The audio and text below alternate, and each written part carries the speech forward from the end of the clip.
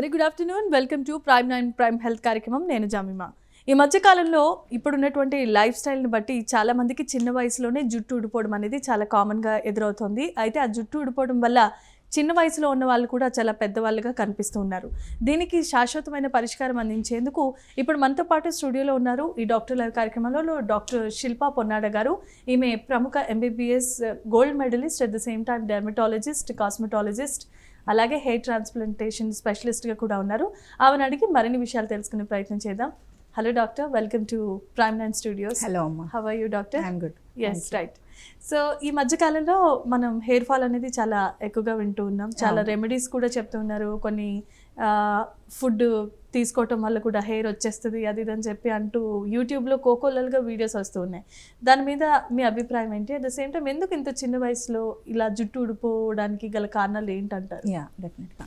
So మెయిన్గా మనకి hair fall అవ్వడానికి మెయిన్ కాజెస్ ఏమవుతున్నాయి అంటే న్యూట్రిషనల్ డెఫిషియన్సీస్. సో ఇప్పుడు ఏంటంటే అన్ని జంక్ ఫుడ్స్ కానీ లేకపోతే ఫాస్ట్ ఫుడ్స్ కానీ ఇట్లాంటివి ఎక్కువ రావడం వల్ల ఏంటంటే ఎక్కువ శాతం న్యూట్రిషన్ అందకపోవడం, అంటే ప్రోటీన్ డెఫిషియెంట్ డైట్ అనమాట. సో ఎక్కువ శాతం ఈ మైదాలు లేకపోతే ఈ కార్బోహైడ్రేట్స్ ఎక్కువ తీసుకోవడం వల్ల మనకి కెరాటిన్ అనే ఒక ప్రోటీన్ ఉంటుంది హెయిర్లో. ఆ కెరాటిన్ అనే ప్రోటీన్ జనరల్గా డెఫిషియన్సీ అవ్వడం వల్ల ఇవన్నీ కాజెస్ ఉంటాయి అన్నమాట. అదే కాకుండా ఈ టైంలో ఈ జనరేషన్లో ఏంటంటే ఎక్కువ బయట తిరగడము, పొల్యూషన్, వాటర్ చేంజెస్ అండ్ ఎక్కువ శాతం ట్రిప్స్ వెళ్ళడం, ఇవన్నీ వాటర్ చేంజెస్ అన్నీ అవుతూ ఉంటాయి కాబట్టి that can be another cause. ఇదే కాకుండా ఒక్కొక్కసారి జెనెటిక్గా కానీ లేకపోతే మనకి ఏమైనా వైటమిన్ ఆర్ మినరల్ డెఫిషియన్సీస్ అంటే ఐరన్ కానీ వైటమిన్ D3 కానీ ఇట్లాంటి డెఫిషియన్సీస్ ఏమైనా ఉన్నా కూడా మనకి హెయిర్ ఫాల్ అనేది జరుగుతుంది. అండ్ ఎక్కువ మంది చూసే దానిలో ఏంటంటే థైరాయిడ్ ఇంబ్యాలెన్స్. సో ఈ థైరాయిడ్ ఇంబ్యాలెన్స్లో కూడా జుట్టు పలచబడిపోవడం ఇట్లాంటి కండిషన్స్ జనరల్గా జరుగుతూ ఉంటాయి.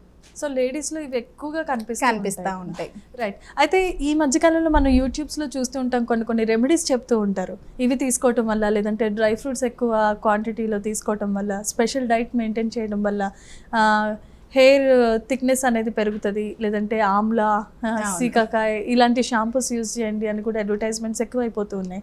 దానివల్ల నిజంగానే ఏమైనా ప్రయోజనాలు ఉంటాయంటారా? అదొక ఇప్పుడు మెయిన్గా చూసేది ఏంటంటే ఓవర్ ద కౌంటర్ డ్రగ్స్. అంటే ఈ ఇన్ఫ్లుయెన్సర్స్ ఎక్కువ రీసెర్చ్ కూడా చేయకుండా లైక్ బేసిక్ థింగ్ మనం గూగుల్లో సెర్చ్ చేసుకోను లేకపోతే ఏదో ఒక రీసెర్చ్ చేసుకొని వాళ్ళని అది అడ్వైస్ తీసుకొని దాన్ని బట్టి ప్రమోట్ చేయడంలో తప్పు లేదు. బట్ మెయిన్గా ఏంటంటే ఏది పడితే అది యూజ్ చేసేసేయండి, ఇది నేను యూజ్ చేశాను, యూజ్ చేశారో లేదో ఎవరికి తెలీదు. It depends. అంటే యాడ్ పరంగా అవ్వచ్చు లేకపోతే మామూలుగా ఏమైనా చెప్దాం అనుకొని లైక్ ఒక్కొక్కసారి కొంతమంది కంటెంట్ లేకపోయినా కూడా ఏదో ఒకటి పోస్ట్ చేయాలి అన్న కాన్సెప్ట్లోని ఏదో ఒకటి చెప్తా ఉంటారు. సో మన స్కిన్ అండ్ మన హెయిర్ గురించి మనమే పట్టించుకోవాలి. సో అది ఎంతవరకు నిజం అనేది మనం కూడా రీసెర్చ్ చేసుకొని దాన్ని బట్టి యూజ్ చేసుకోవడం బెటర్. లేదా ఒక డర్మటాలజిస్ట్ కన్సల్టేషన్ తీసుకొని చేసుకోవడంలో తప్పేం లేదు. మంచి ప్లానింగ్, మంచి డైట్ వైజ్ అయితే మనం జనరల్గా హై ప్రోటీన్ డైట్, ఇందాక మనం మాట్లాడుకున్నట్టు హై ప్రోటీన్ డైట్ లేకపోతే vitamin C rich diets and కొంచెం వాల్నట్స్, ఇవన్నీ ఏంటంటే omega-3 ఫ్యాటీ యాసిడ్స్ అంటే స్కాల్ప్ హెల్దీనెస్ ఉండడం కోసం జనరల్గా మనం సజెస్ట్ తీసుకుంటూ ఉండొచ్చు. రైట్. అయితే చాలా మందికి సర్జరీస్కి కానీ లేదంటే ఎక్కువగా లేడీస్కి వచ్చేసరికి డెలివరీ తర్వాత ఎక్కువ జుట్టు ఇది అవుతూ ఉంటుంది. అది మళ్ళీ రికవరీ అయ్యే ఛాన్సెస్ ఉంటాయంటారా? లేదంటే రికవర్ అవుతుంది. సో ఇందులో మనం ప్రెగ్నెన్సీలో ఏమవుతుందంటే ఎనాజిన్ ఫేజ్, టిలోజిన్ ఫేజ్ అని 2 ఫేజెస్ ఉంటాయి అన్నమాట. ఎనాజిన్ ఏంటంటే హెయిర్ అనేది ఇంక్రీజ్ చేసే ఫేజ్, టిలోజన్ ఫేజ్ ఏంటంటే హెయిర్ని షెడ్డింగ్ చేసే ఫేజ్ అనమాట. సో ప్రెగ్నెన్సీ హార్మోన్స్ ఎక్కువ ఉండడం అంటే ఈస్ట్రోజన్, ప్రొజెస్ట్రాన్ ఇట్లాంటి హార్మోన్స్ ఆ టైంలో ఎక్కువ ఉంటాయి కాబట్టి మనకి ఏంటంటే హెయిర్ గ్రోత్ అవుతున్నట్టు అనిపిస్తుంది. బట్ మెయిన్ థింగ్ ఏంటంటే ఆ టిలోజన్ ఫేజ్ అనేది రావట్లేదు అనమాట. అవన్నీ అనజన్ ఫేజ్ అంటే గ్రోయింగ్ ఫేజ్ లోనే ఎక్కువ ఉంటున్నాయి. సో వన్స్ డెలివరీ అయిపోయిన తర్వాత ఏమవుతుంది, ఆ హార్మోన్స్ అన్ని డ్రాప్ అయిపోతాయి. సో డ్రాప్ అయిపోయిన తర్వాత జనరల్ గా ఈ అనజన్ ఫేజ్ నుంచి టిలోజన్ ఫేజ్, ఆ టిలోజన్ ఫేజ్ మనకి షెడ్డింగ్ ఫేజ్ అవ్వడానికి జనరల్ గా 2 to 3 months అవుతుంది. సో జనాలు ఏమనుకుంటారంటే ఆ ఫేజ్ అనేది అయిపోయింది, ఇప్పుడు జనరల్ గా స్టార్ట్ అవుతుంది అని అనుకుంటాం. బట్ ఏంటంటే అది 3 months బ్యాకే మనకి ఆ స్ట్రెస్ఫుల్ కండిషన్ అయ్యింది. అట్ ద సేమ్ టైం అంటే కొంచెం సర్జరీస్ కొంతమందికి ఉంటాయి, లేకపోతే ఆ డెలివరీ గురించి ఆలోచించడం, ఆ స్ట్రెస్ ఎక్కువ ఉంటుంది కాబట్టి జనరల్గా 3 to 4 months తర్వాత నుంచి చూపిస్తుంది అనమాట. సో ఆ టైంలోని షెడ్డింగ్ ఫేజ్ ఎక్కువ అవుతూ ఉంటుంది. సో మెయిన్గా ఏంటంటే ఆ స్ట్రెస్ఫుల్ కండిషన్లో ఏమవుతుంది, మామూలుగా వాళ్ళకి ఎక్కువ బ్లడ్ సప్లై అనేది మెయిన్ ఆర్గన్స్, అంటే ఇప్పుడు డెలివరీ అయిపోయిన తర్వాత ఆ హీలింగ్కి కావాలి, బేబీకి మిల్క్ ఇవ్వడం కోసం అక్కడ మనకి కావాల్సి ఉంటుంది. సో మెయిన్ ఏరియాస్ ఏవైతే ఉన్నాయో అక్కడ బాడీ కాంపన్సేట్ చేసుకుంటుంది, అండ్ కొన్ని ఏరియాస్ని పట్టించుకోదన్నమాట. సో ఆ టైంలో అక్కడ బ్లడ్ సప్లై కానీ న్యూట్రిషనల్ సప్లై కానీ అవి జనరల్గా అక్కడికి ఆగిపోతాయి. సో వాళ్ళకి హెయిర్కి, స్కిన్కి, తర్వాత బేబీకి ఇవన్నీ బ్యాలెన్స్ చేసుకోవాలంటే అది. సో ఆ న్యూట్రిషన్ అక్కడ సెట్ అవ్వట్లేదు కాబట్టి 3 months తర్వాత జనరల్గా మనకి చూపిస్తుంది. సో ఆ న్యూట్రిషన్ డెఫిషియన్సీస్ రాకుండా మనం ఆ ముందు నుంచే మనం జనరల్గా వాళ్ళకి న్యూట్రిషన్, హై ప్రోటీన్ డైట్స్ ఇట్లాంటివి ఇచ్చుకుంటే జనరల్గా తక్కువే ఉంటుంది. అండ్ ఒకవేళ అవి ఉన్నా కూడా మనం జనరల్గా ట్రీట్మెంట్ ఇస్తే కరెక్ట్ అయిపోతుంది. Okay, right. అయితే ఇప్పుడు మన చిరంజీవి హాస్పిటల్కి వచ్చేసరికి మీరు ఒక హెయిర్ ట్రాన్స్ప్లాంటేషన్ ఉన్నారు కాబట్టి చాలా మంది మీ దగ్గరికి పేషెంట్స్ వస్తూ ఉంటారు, జుట్టు పడిపోయో లేదంటే నిజంగానే జుట్టు లేకుండానో చాలా మంది వస్తూ ఉంటారు. కొన్ని చోట్ల ప్యాచెస్ పడుతూ ఉంటాయి జుట్లు. లేడీస్ విషయానికి వచ్చేసరికి అది కొంచెం క్రిటికల్ గానే ఉంటుంది. బాయ్స్ కంటే ఇప్పుడు బాల్డ్ హెడ్ వచ్చేస్తుంది, లేడీస్కి అలాగా ఉండదు కదా. అలాంటి పేషెంట్స్ ని మీరు ఎలా ట్రీట్ చేస్తారు? సో ఇందులో మనకి టైప్స్ ఆఫ్ హెయిర్ ఫాల్ అనేది చూసుకోవాల్సి ఉంటుంది. లైక్ కొంతమందికి మెయిల్ ప్యాటర్న్ బాల్డ్నెస్, అంటే మనం జనరల్గా అబ్బాయిల్లో చూసే టైప్ ఆఫ్ బాల్డ్నెస్ ఉంటుంది. కొంతమందికి ఫీమేల్ ప్యాటర్న్, అంటే మనం పాపిడి తీసుకుంటాం కదా, ఆ ఏరియా నుంచి జనరల్గా పలచబడిపోవడం స్టార్ట్ అవుతుంది అనమాట. సో అది female pattern baldness.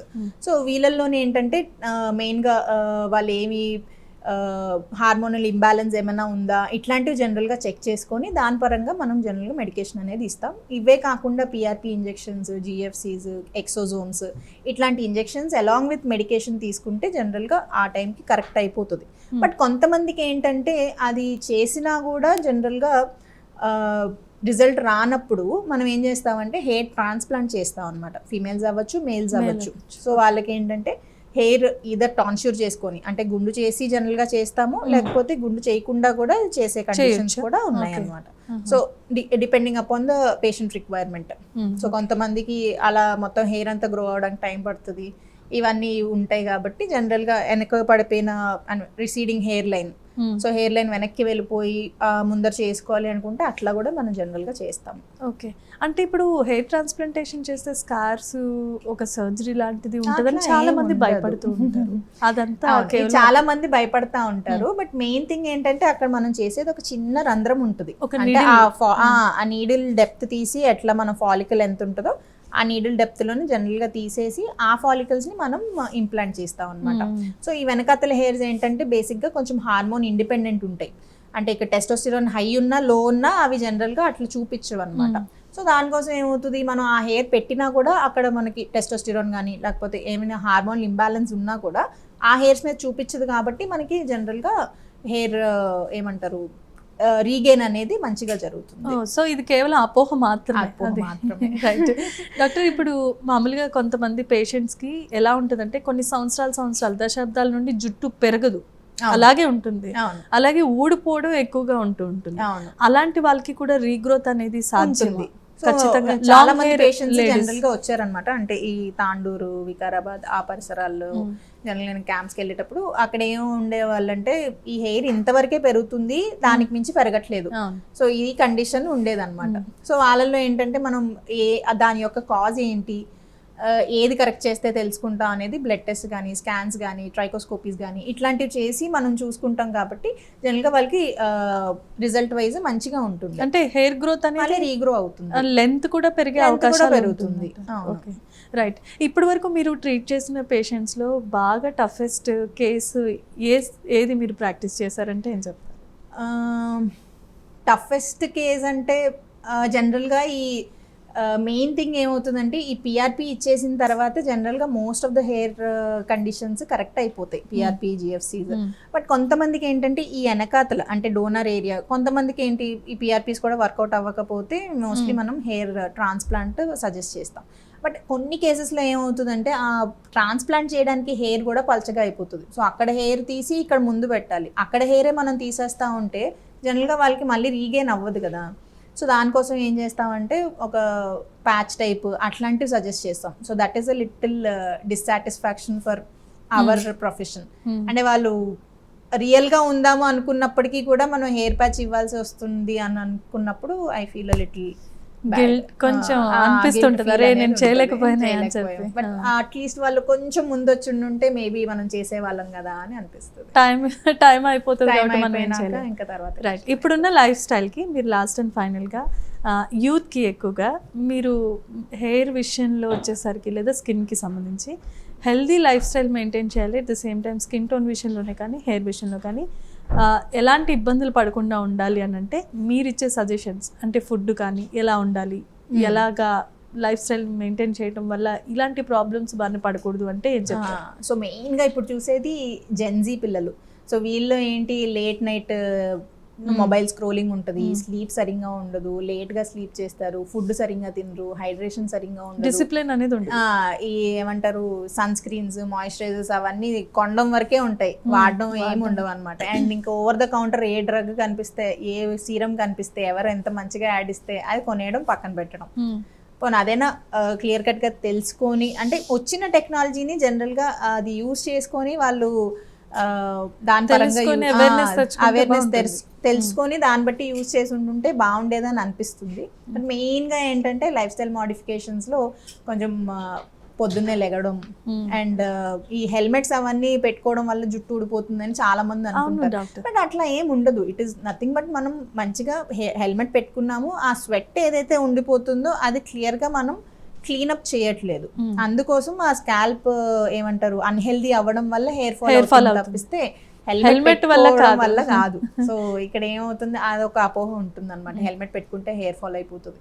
No, helmet పెట్టుకున్న తర్వాత కూడా మనం మంచిగా మెయింటైన్ చేసుకుంటే హైజీన్ అనేది, హెయిర్ ఫాల్ అనేది అండర్ కంట్రోలే ఉంటుంది. అండ్ ఇంకా ఈ ఫుడ్ పరంగా మనం ఇందాక చెప్పుకున్నాం కదా, కొంచెం vitamin C rich, protein rich. So compulsory egg daily తీసుకోవాలి. అండ్ తీసుకునే మోతాదు కూడా కొంచెం మంచిగా వెజిటబుల్స్ అన్ని ఒక హాఫ్ ప్లేట్, ఒక 1/4 ప్లేట్ ఆఫ్ ప్రోటీన్, ఒక 1/4 ప్లేట్ ఆఫ్ కార్బోహైడ్రేట్స్, చపాతీ కానీ మనం రెగ్యులర్గా తినే చపాతీ కానీ రైస్ కానీ. సో ఇలా మనం పోర్షన్ అనేది మెయింటైన్ చేసుకొని కొంచెం జంక్ తగ్గించుకొని, లైక్ షుగరీ డైట్స్ లేకపోతే ఇట్లాంటివి కొంచెం తగ్గించుకొని మంచిగా అవి కూడా హైడ్రేషన్ వైజ్, అంటే కోకోనట్ వాటర్ కానీ లేకపోతే ఇన్ఫ్యూజన్ వాటర్స్ వస్తున్నాయి ఇప్పుడు, అంటే ఫ్రూట్స్ అన్ని కట్ చేసేసి ఓవర్ నైట్ మనం వాటర్లో ఉంచాక ఇన్ఫ్యూజ్ అవుతాయి కదా, అట్లాంటి వాటర్స్ తీసుకోవడం వల్ల కొంచెం యాంటీ ఆక్సిడెంట్ ఎఫెక్ట్ ఇవన్నీ ఉంటాయి. కాబట్టి సో జస్ట్ ఆ లైఫ్ అలా ఉండడం జనరల్గా చేసుకుంటే గుడ్. ఎస్ డాక్టర్, టైం మనకి కొంచెం తక్కువగా ఉండటం వల్ల మనం తొందరగా క్లోజ్ చేసుకోవాల్సి వస్తుంది, ఇంకా చాలా విషయాలు ఉన్నాయి. సో నెక్స్ట్ టైం ట్రై చేద్దాము. So thank you so much for wonderful suggestions and valid information. Thank you for joining with us. So చూసారు కదండి, ప్రైమ్ హెల్త్ కార్యక్రమంలో డాక్టర్ శిల్ప గారు ఇచ్చినటువంటి సజెషన్స్, ఇంకా చాలా రకాలైనటువంటి సలహాలు. మీకు ఎవరికైనా హెయిర్కి సంబంధించి, స్కిన్కి సంబంధించి ఏదైనా ప్రాబ్లం ఉంటే చిరంజీవి హాస్పిటల్ని కన్సల్ట్ చేయండి. ఇది ఇవాల్టి ప్రైమ్ హెల్త్ కార్యక్రమంలోని special programme with doctor Shilpa. మరొక కార్యక్రమంలో మళ్ళీ కలుసుకుందాం. అంతవరకు స్టే విత్ us.